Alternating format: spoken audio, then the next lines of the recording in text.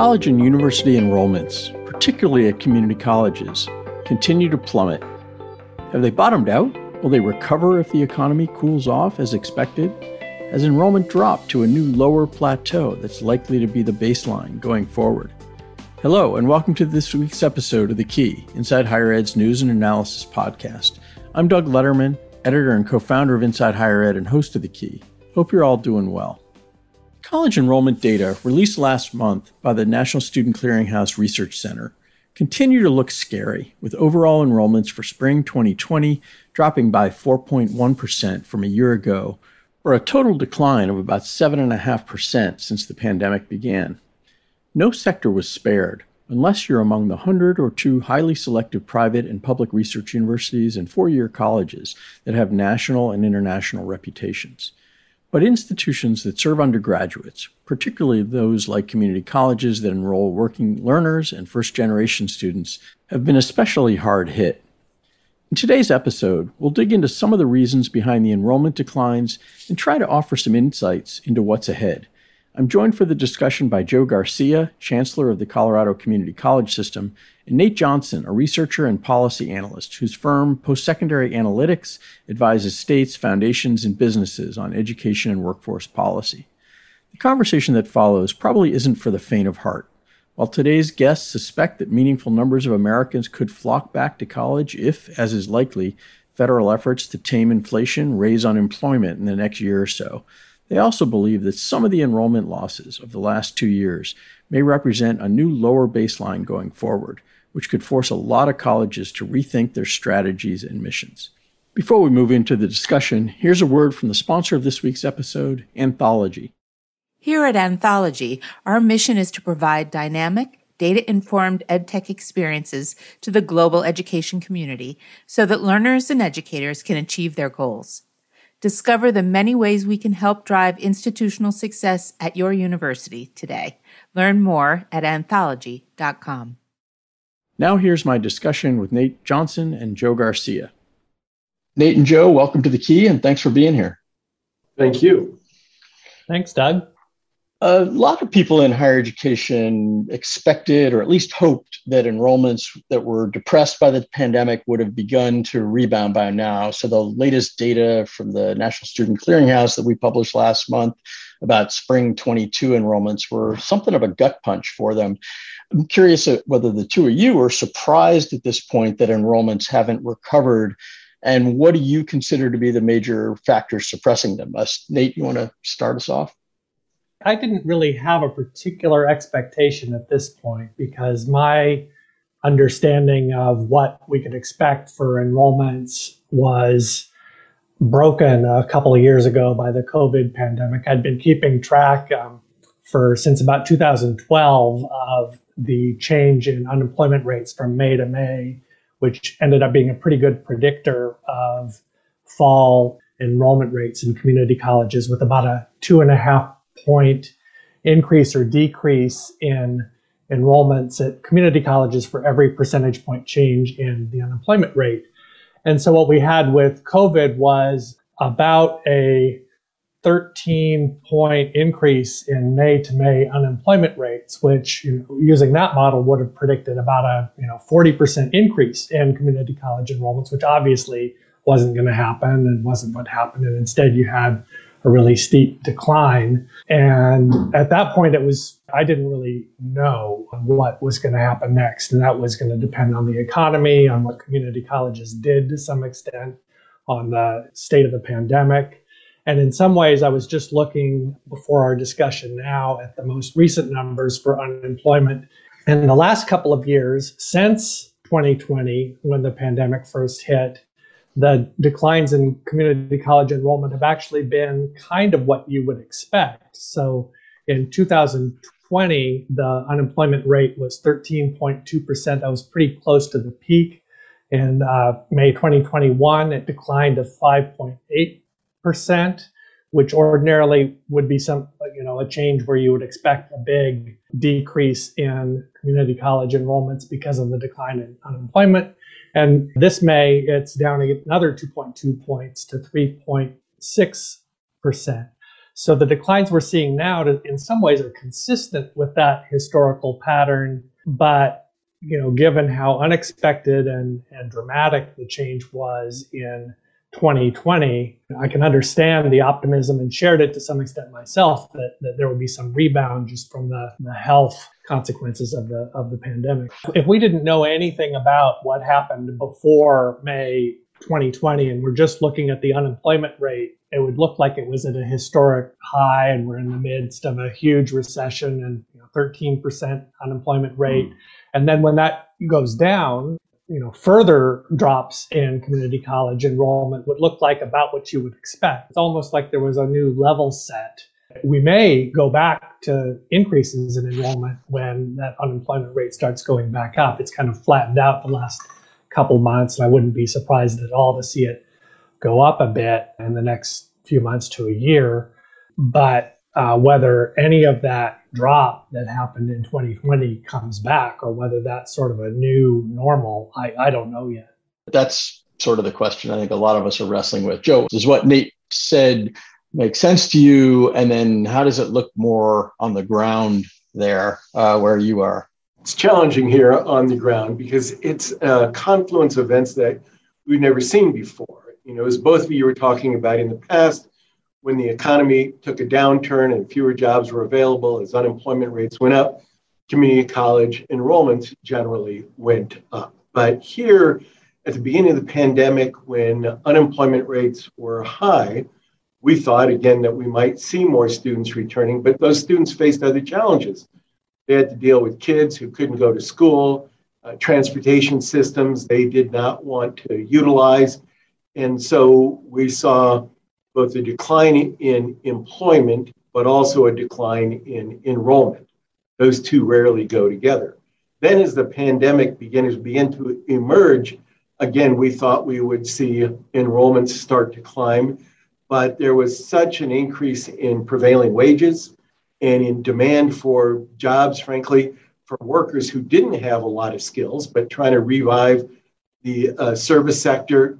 So many of our students and potential students saw the opportunity to suddenly make $16 or $18 an hour, get a $500 bonus for coming back. And so they said, why would I go to college now? Now is the opportunity to make up for some of the lost wages over the last year and a half. And then let's not lose sight of the fact that, frankly, for years prior to the pandemic, we'd been losing enrollment, not at the same rate, but we had a robust economy. We had already begun to see a decline in number of white high school graduates nationally since 2012. So we're seeing increasing competition for those students, for students who we formerly assumed were ours, but now the 4 years, the regional comprehensives, everybody was going after the students who used to be assumed to be community college material. Discussion like this is pretty tricky. We obviously don't have a ton of answers yet, and I think the smart thing is to be humble about what we try to assert with confidence. We had a cataclysmic event that knocked enrollment down. Then at the point where we might have started seeing some rebound, maybe, we saw the economy recover and started to see the counter-cyclical behavior we normally see with people on that kind of education work bubble choosing to take jobs rather than going and getting more education and training at a community college. So recognizing that there was a decline leading into the pandemic, then a big drop because of the pandemic, then a lack of recovery due to the improved job market, how likely is it, in your view, that we are at a new lower plateau? And what are the implications of that? Especially given that before the pandemic, we were talking about how we needed more Americans to get some kind of post-secondary education and training. We were deeply concerned about equity, which was only reinforced by the events of a couple summers ago. Where do you think we are in the community college sector particularly, but more broadly within the group of underrepresented students who have historically been most excluded from higher education? We're not in a good place, candidly. We had all 13 of our presidents before our board yesterday presenting their budgets for next year, and all of them were projecting flat or even continued slight declines in enrollment. We not only face the problem with students, we also face a problem with our own employees. A couple of our larger colleges said that their workforce faculty, staff, administrators had turned over 23% turnover in a single year. So we're not able to staff the way we should, and particularly in areas like financial aid and student support services, exactly the areas that we need to be fully staffed to serve the populations that we know we need to serve to close the equity gaps that we've been so focused on over the last decade. And now we're beginning to see those gaps widen once again. That is not a good place for our colleges, and that's not a good place for our country.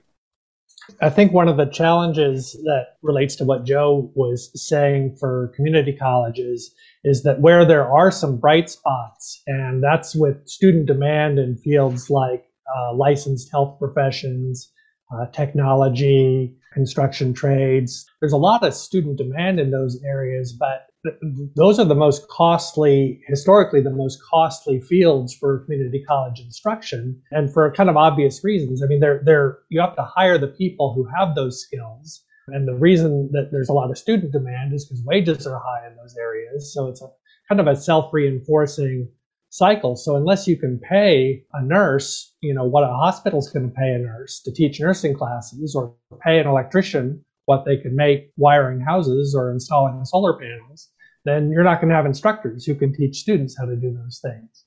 And so I think to some extent, policymakers have to get their heads around the fact that competitive salaries for instructors in the fields where they themselves want to prioritize, technology, workforce fields, it's going to require some investment.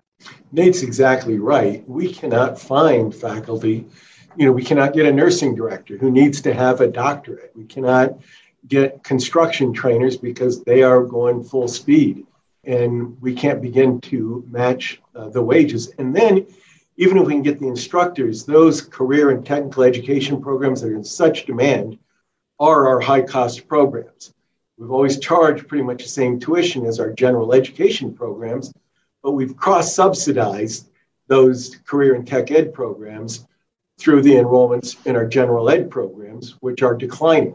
So we're getting less money, and we need to offer proportionately more courses that are the high-cost courses. That is a real challenge for our colleges. When you think about where the Colorado institutions have seen the biggest drop, and again, going back pre-pandemic, in the pandemic, and in this, emergent period where we're seeing the impact of the job market, give us a little bit of a sense about where you're seeing the biggest impact and what you're most worried about in terms of the enrollment piece. We're very worried about the enrollment piece for traditional age students. We're seeing fewer of those enroll in college, at any college, in the fall, right, immediately following their graduation. But what we saw this past 2 years was an even greater drop in the number of students who are returning for the beginning of their sophomore semester, because frankly, they're saying, I'll stop out because I can get a good job now that pays $16 or $18 an hour. Now, those students may come back, but it's not going to happen overnight. And when they come back, they're going to be looking for training in allied health fields, which are expensive to offer, and where we have the shortages in cybersecurity, in IT, in construction, in CTE fields, which again are more expensive, require smaller class sizes, more expensive labs and equipment, and certainly harder to find instructors. And yet that's where the policymakers, if you go talk to a legislator or someone in the governor's office, they say, give us more people from the skilled trades, not understanding really that costs us more to produce them. And so when we have a long waiting list for a nursing program, the policymakers say, why would you have a long waiting list? Just admit more students.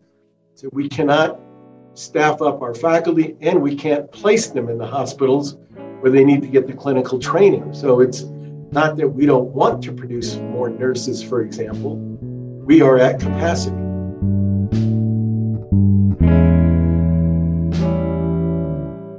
A new age of education is beginning, opening a world of possibilities for institutions and learners. Here at Anthology, we are committed to helping colleges and universities meet the challenges of now, next, and beyond.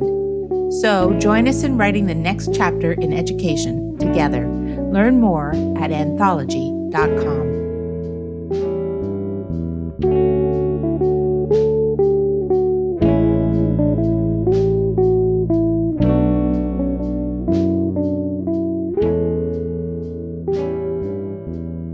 I'm speaking today with Nate Johnson, founder of Postsecondary Analytics, and Joe Garcia, chancellor of the Colorado Community College system. Nate, based on your sort of panoramic view of these trend lines, what else should we be thinking about and paying attention to? I think that the choice framework has shifted in ways that may be lasting rather than temporary. So before the pandemic, and still to some extent, the main competitive advantage, as it were, for community colleges is that they're local, they're community colleges, and you can go there and you can get in-person instruction. And especially for general education classes, that's something where increasingly there are online options available. And again, before the pandemic, public four-year universities, there's some that were very good at providing a lot of online classes, like Arizona State, but the vast majority of them weren't, right? Faculty hadn't learned how to use Zoom, and most majors you would be interested in weren't available online. But post-pandemic, suddenly everything was available online because it had to be. And so the student who before might have chosen to do their general ed in Miami because it was, close to home, and, they couldn't move to Orlando or Tallahassee or wherever for four-year school. Now those institutions, even if they're going back to in-person learning, have a lot more capacity to offer online programs. So community colleges have lost a little bit of that advantage. Back in 2012, when iPads first started keeping track of it, community colleges had more online students than four-year public institutions. But by 2019, before the pandemic started, four-year colleges had quite a few more than two-year institutions did. So they had kind of outpaced them in offering online classes. What kinds of discussions are you having about the role of community colleges in a world with Arizona State and Southern New Hampshire and Rio Salado, and what's the unique contribution of community colleges in that space? Or is it better to double down on training electricians and nurses and stuff that really is easier and better to do locally and hands-on? Really good points, Nate, because you're right. We were in the lead when it came to online delivery 20 years ago. That's certainly our competition tended to come from the proprietary institutions that were really going full bore on online. People wanted online, but some programs, nursing, welding, construction, you really can't do much of that online. So even during the pandemic, I was taking a welding class myself in the first year of the pandemic.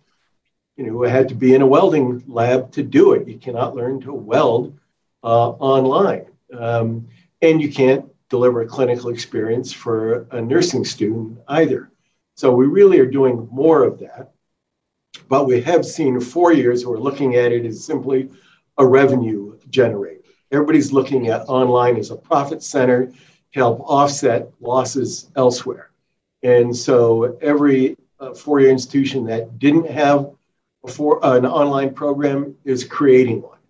The ones who are out in front, University of Maryland Global Campus or Arizona State or Western Governors, it's really been difficult for us because they're taking students who previously came to us. But what they are offering that we can't offer or couldn't before was a full four-year degree online. We offered generally courses, but not even full programs. So it was something that people supplemented their traditional instruction with one or two online classes. That's not what people want to do. They want all of their instruction online. And the ones who want it the most are the adults, the adult learners, the working adults, and frankly, they're the ones who also have the greatest difficulty in being successful with purely online. So we have to figure out not just how to offer online, because we can all do that, but how to make sure that it works for students. So actually not just completing a course, but completing a program and a degree and getting a credential. So we talked about the pandemic, we talked about the job market, we talked about the intensified competition. What we haven't talked about, and I'm curious about what kind of a factor, if any, you think it is the larger questioning of the value of going to college. And by value, I mean thinking about what it costs, opportunity cost, and outcome. And that presumably factors at least somewhat into the discussion about the job market. And do I go take this $18 an hour job that you were talking about, Joe, versus spending the time to go further my education that might pay off down the road, et cetera? Are you hearing learners, potential learners, those who are making decisions not to come to the extent you're hearing from those people? Do you think that's starting to play a role? And if so, how much? Absolutely. I think in years past, it was common for us to say everyone should go to college. It's really important to get that post-secondary credential. But in more recent years, we've heard people with very loud megaphones, and generally people with college degrees, saying college isn't worth it, you shouldn't do it, skills are more important than degrees, all of those things that we have heard, and that it's not worth it, it costs too much. Now, a lot of times students avoid coming to even our community colleges where most low-income students go for free, but all they've heard is it's too costly, don't do it. Of course, it's not just the cost for tuition and fees and books. It is, very importantly, you mentioned the opportunity cost of coming if you could instead be making $16 an hour, and that sounds like good money to you. What we try to point out is both during the pandemic and after the last recession, the people who were most likely to remain employed were those with a post-secondary credential. And so it's still important to protect yourself from those downturns. So come to college anyway, and you don't have to get a 4-year degree in English. You can get a 2-year certificate. You can get a nursing credential, you can get a welding credential. Those things will help.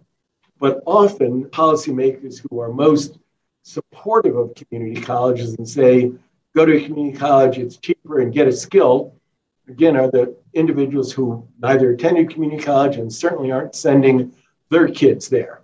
They're sending their kids to the name brand 4-year residential universities because there is value in that. We do think there's value in coming to the community college and getting that short-term certificate. You will have a better chance of getting a living wage job. But when you say college isn't for everybody, some post-secondary education absolutely is if you want to compete for a job. It doesn't have to be a bachelor's degree, but if you're not coming and getting a certificate that demonstrates you have a particular skill that's valuable in the marketplace, you're going to be out of luck.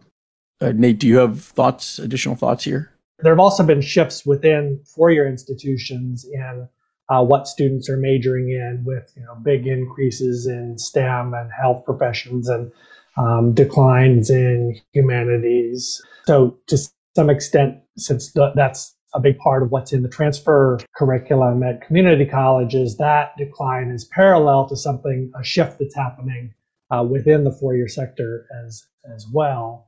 And some of that is responsive to economic conditions. So, I hear the same anecdotes and I read the occasional Gallup survey with increases in people questioning the value of college, although not that dramatically, at least in the broad-based surveys. And to some extent, that's consistent with the economic trends. I mean, it's not a constant in general. It's been true for hundreds of years, but it varies in how true it is from year to year or decade to decade, and for whom and in what fields. And so the trade-offs do change over time as the price or the net price goes up or down, occasionally goes down. And as wages go up or down in some fields, those trade-offs change. And so when people are questioning the value of college, some of that is a response to real changes in the nature of the economy and the workforce, and some of it may be bad information or misdirected ambition, but some of it's just responding to the way the economy is. It does annoy me when policymakers who have college degrees from selective universities or majors in psychology or English get on their high horse about either college itself or the value of the liberal arts or social sciences, when clearly that worked out well for them. Even though I sympathize at some level with it being true for some people, I worry especially about the importance of both college and certain broad-based kinds of education for civic engagement and representation in state legislatures and Congress and governors, and and unless that's distributed well and equally and high quality, then that's where it could end up mattering in ways I don't really want to think about. I wanted to return to the topic of equity that we discussed briefly before. Pre-pandemic, we had been seeing some real gains, kind of overdue, in attainment for underrepresented groups. And it sure seems as if the pandemic and what's ensued has set back some of those gains. So I'm curious how worried you are, especially if, as Nate was hypothesizing, overall enrollments have plateaued at a new lower level, and students of color and low-income students are disproportionately represented in the students who've been lost. Have those overall enrollment losses set back the equity and attainment goals that the system was focused on? Frankly, I'm terrified. I spent a career working on trying to close those equity gaps, those post-secondary attainment gaps that have plagued our country throughout its history. We know it is important, not just to underrepresented communities, but to our entire nation. When we look at the changing demographics, that we have to get more Black and brown youngsters, particularly young men, through a post-secondary education, because white folks are aging out of the workforce and they're going to be replaced by Black and brown folks, but only if those folks have a credential. And it is more likely that you need a post-secondary credential now than it was when you and I were entering the workforce 40 years ago. It is absolutely imperative. And yet these are the students who hadn't been coming. We started making some really hard-fought gains, and now those are at risk. We have really seen our nation, our educational systems, and our communities move backwards. We cannot afford to let that happen. But the students who we're losing are the students who are most reliant on having a high school counselor because they don't have college-educated parents at home who can help them navigate the system. If during those last 2 years when they were not coming to school, when they were doing things virtually, they were becoming more and more disengaged, more and more disconnected from the secondary schools, they were a lot less likely to make that transition to a post-secondary institution. Again, that's a disaster for our economy. And Nate, do you sense that there's a path to recover those losses? I think there is a little bit of good news in this story, which, very qualified because I share all of Joe's concerns that he was talking about. But one thing that is also true is that completion numbers are not down nearly as much as enrollment numbers. They're down, and some of it can be a lag effect, like, if nobody's coming in, nobody's going to be going out. But overall, over the last 10 years or so, both completions and completions increased for a long time, and then they may have started to decline a little bit now, but not nearly as much as enrollments. That's good in the sense that a higher proportion of people who are starting are finishing, especially at community colleges and especially among Black and Latino populations. So that's part of the success of the kinds of efforts that Joe's been leading and people in other states. But again, if the number of people coming in continues to decline, it's not going to be enough to keep up with that.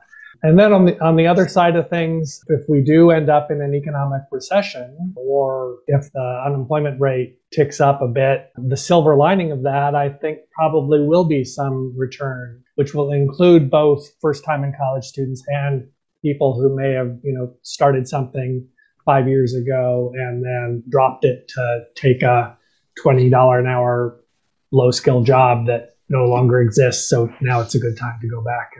And so Nate, just on that last point, is your overarching sense that while the pandemic may have shaken up that historical link, it doesn't sound like you think that the patterns have been completely upended. It sounds like you think there's a reasonable chance that the historical countercyclicality will be sustained, even if maybe moderated somewhat by some of the other value question and some other things that we've been talking about. I'm less sure about whether community colleges will ever get back that 10 to 15% pandemic-related decline.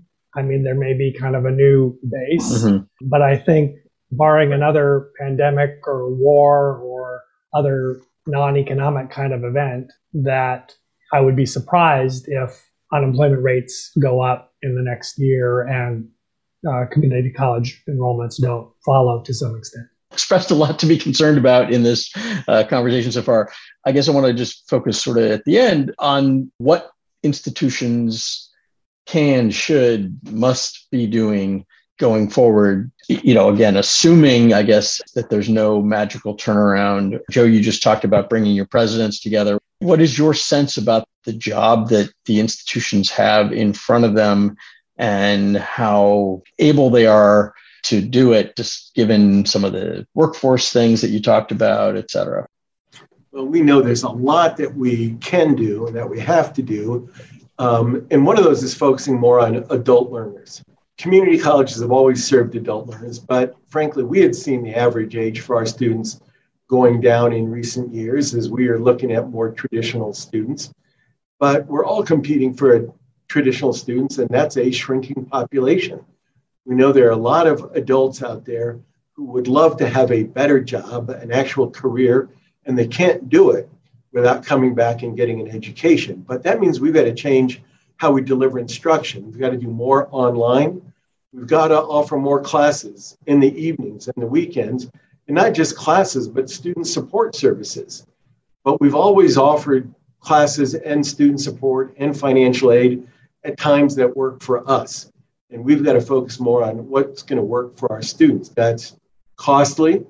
It takes a lot of effort, but that is the only way we are going to be able to sustain enrollment levels that will allow us to keep the doors open. And more importantly, it's the only way that we're going to help strengthen local economies. So I think that's a key thing. And the other one is, Nate mentions, we've seen greater completion rates. In the old days, when I first started at community college, the idea was we were just trying to enroll as many students as we could. And we knew we were going to lose a lot of them before graduation. In fact, before the end of their first semester. In recent years, I've been pleased that we've been more focused on what it takes, not just to enroll students, but to retain and graduate them. And what we're now focused on is not just that, but whether we're graduating them with a credential that will allow them to get a living wage job. And so we've got to have that broader focus if we want students to keep showing up and paying for our services. That was Joe Garcia, Chancellor of the Colorado Community College System, and Nate Johnson, founder of Postsecondary Analytics policy and consulting firm, talking about the recent and possibly future enrollment picture, particularly for two-year institutions and for the kinds of students historically underrepresented in higher education. It's not a real upbeat situation at the moment, and responding to it is going to require a lot of hard work from a lot of people at a time when a lot of you are already straining. I hope you were able to find some signs of hope from today's conversation, and that you're able to keep in mind Joe Garcia's words about the importance of education in changing lives. That's why you do the work you do, and it has never been more important than it is now. Thanks to Joe and Nate for their insights today, to Anthology for its support for this episode, and to you, as always, for listening. Please reach out to me at doug.letterman@insidehighered.com if you have ideas for topics that we at The Key should be exploring in the coming weeks. I'd love to know what would help keep you motivated and prepare you for the work ahead. I'm Doug Letterman, and until next week, stay well and stay safe.